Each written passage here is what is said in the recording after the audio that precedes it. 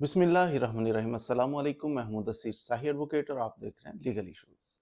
आज जो legal issue discuss करेंगे वो ये है कि जनाब आप चेक किसी बंदे से लेना चाह रहे हैं, कोई ट्रांजैक्शन आप कर रहे हैं, आप इसमें बैरून मुल्क जनाब बच्चा भेज रहा हूँ मैं, तो ढेर सारे पैसे 40 लाख रुपया मैं दे रहा हूँ, ये लो जी 40 लाख रुपया, हमारे बच्चे को बाहर भेज दो। कोई कोई और ट्रांजैक्शन हो सकती है जहाँ पे आप पैसा दे रहे हैं किसी दूसरे बंदे को और बदले में तसल्ली के लिए चेक उससे ले रहे हैं।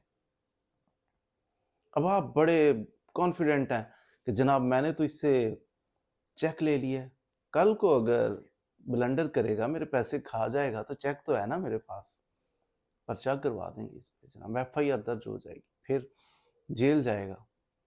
देखिए ये बात किसी हद तक ना होने से तो बेहतर है, लेकिन ये इतना कॉन्फिडेंट होने की जरूरत नहीं है। देखिए अगर तो बंदा है जो चेक दे रहा है, कोई इज्जतदार आदमी है, कोई पुरवकार आदमी है, मालदार आदमी है, ये दो तीन चीजें अगर उसके अंदर हैं, तो फिर समझिए कि वो पॉसिबिलिटी है कि चेक का कोई असर हो उसे।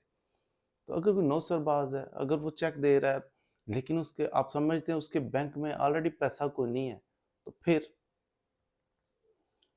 पैसा उसके बैंक अकाउंट में है को नहीं, कॉन्फिडेंट हो के आपको चेक दे रहा है ब्लंडर करके, तो कल को आप क्या करोगे? आप जाके चेक डिसऑनर हो जाएगा क्योंकि इनसफिशिएंट बैलेंस है, आप जनाब लेके थाने चले जाओगे। ये देखें जी, चेक डिसऑनर का पर्चा 489F का पर्चा दे दिया पर्चा। उसके बाद क्या होगा? उसके बाद उसकी जमानत हो जाएगी, ज्यादा दिनों के लिए अंदर नहीं जाएगा, जमानत हो जाएगी। फिर उसके बाद ट्रायल का मतलब होता है कि केस, जमानत तो शुरू में होती है ना, असल केस जो है वो चलता है और चलता ही जाता है। उतनी देर में पता नहीं कई मामला, ज़हनी कोफ्त आपको बड़ी होती है, कचहरियों के चक्कर लगाने पड़ते हैं, वकीलों को पैसा देना पड़ता है। तो इस चक्कर में ऐसा चकराएंगे आप कि आपकी लाइफ ही गुजर जाती है ना। फैसला 2 साल, 3 साल, 5 साल, बात ही कोई नहीं। हो जाए फैसला, उसके बाद उसकी अपील, अगर वहाँ अपील में भी फैसला हो गया हाई कोर्ट में फैसला हो गया सुप्रीम कोर्ट, तो बंदा एक उम्र कट जाती है। और आपको पता है कि पैसा हमारा किस तरह डीवैल्यू होता चला जा रहा है। इसलिए ये वजह क्या है? क्यों जज साहब ऐसे बंदे की ज़मानत ले लेते हैं? ज़मानत ना ली जाए, हमने पर्चा करवाया है, 489F का चेक डिसऑनर हो गया, हमने बंदे का पर्चा जनाब करवा दिया। पर्चा करवाया तो वो बंदा पकड़ा रखा है, पकड़ लिया ना उन्होंने, पकड़ा रखे हैं। ज़मानत क्यों होती है? ज़मानत इसलिए होती है, बाज़ दफ़ा हम कहते हैं जज मिल गया है, बाज़ दफ़ा हम कहते हैं जनाब वकील साहब दूसरी तरफ मिल गए हैं, मुख्तलिफ एलिगेशन हम लगाना शुरू कर देते हैं। लेकिन हकीकत इसके अंदर ये है कि जज साहब जब ज़मानत लेते हैं ना, in most of the cases जज साहब के माइंड में ये होता है कि ये बंदे, इसकी ज़मानत मैं ले रहा हूँ तो इसकी सज़ा कितनी है मैक्सिमम, इस चीज़ को पेश नज़र रखते हैं।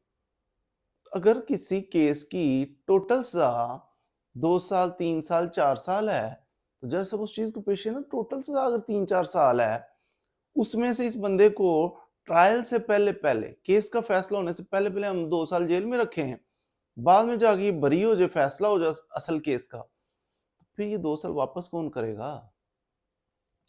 फिर जज साहब के ज़हन में ये होता है, अगर किसी को 25 साल सज़ा हो गई, अगर किसी केस की सज़ा 14 साल है, फिर जज साहब उसकी ज़मानत कम लेते हैं। वजह कहते हैं इसे पता है कि अगर पकड़ा तो गया है, इसको पता है अगर इसको हमने छोड़ा ना, तो ये कहेगा यार मैं अगर ये ट्रायल श्रायल के चक्कर में पड़ा, तो मुझे तो 25 साल सज़ा हो सकती है, 14 साल से, तो ये तो भाग जाएगा, ये ट्रायल को ज्वाइन ही नहीं करेगा, ये मुल्क छोड़ के फरार हो जाएगा।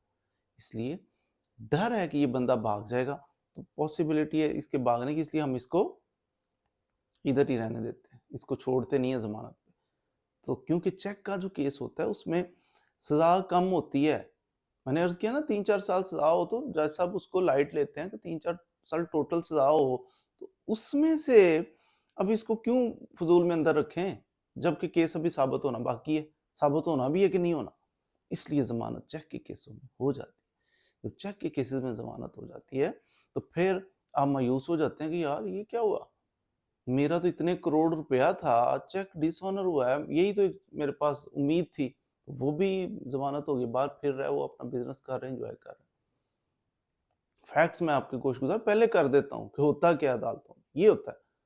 तो सिर्फ चेक को लेके आप ज़्यादा जो है ना वो खुश ना हुआ करें, बल्कि उसके साथ कोशिश किया करें अगर कभी चेक लेना देना पड़े, बंदा माकूल हो। मैं चेक दे रहा हूँ, एक नौसरबाज़ आदमी चेक दे रहा है, क्या दोनों बराबर होंगे? नहीं। होगा चेक, दोनों का चेक, पर्चा दोनों को 489F का होगा, लेकिन बंदे-बंदे में फ़र्क होगा। एक रीज़नेबल आदमी है, वो पर्चा होने ही नहीं देगा। कमिटेड है, और दूसरा जो है वो भी कमिटेड है कि उसने नौसरबाज़ी करनी है। इसलिए चेक होना सफिशिएंट नहीं है। बंदा रीज़नेबल हो जिसके साथ आप ट्रांज़ैक्शन कर रहे हैं।